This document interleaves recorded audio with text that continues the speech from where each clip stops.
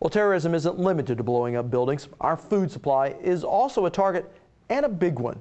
Food production and distribution is a $1 trillion industry that accounts for 1 in 5 jobs here in the United States, and the focus of a new effort here in Oklahoma to educate the people and the areas that are the most vulnerable. Our Hannah Wright explains. It's not a pretty subject.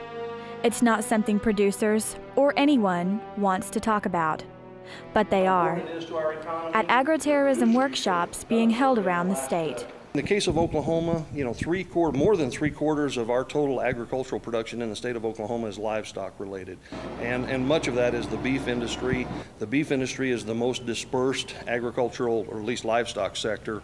And because we are not only a major production state, but also a major transportation center or crossroads for cattle movement around the country, that means that Oklahoma could very well be a particular target if someone did, in fact, attempt to deliberately introduce something into the U.S. beef industry. Daryl Peel is an ag economist at OSU and says when you take into account how quickly we move agriculture products in our country, it is no surprise how fast a disease can potentially spread.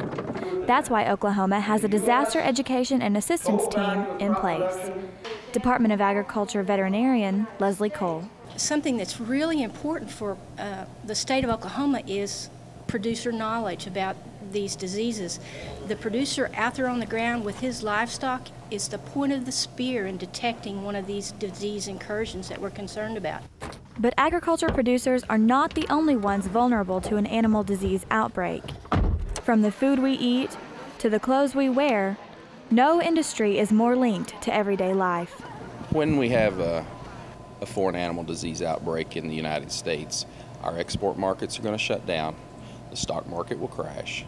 We're going to have big economic problems that are going to affect everybody, whether you own a cow or not. Parker says quick action is the key to keeping the effects of a foreign disease outbreak minimal.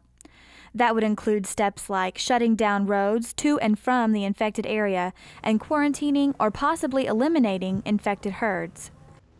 Now we have much more on work happening in our state to prevent terrorism. Just visit our website at okhorizon.com and click on Value Added.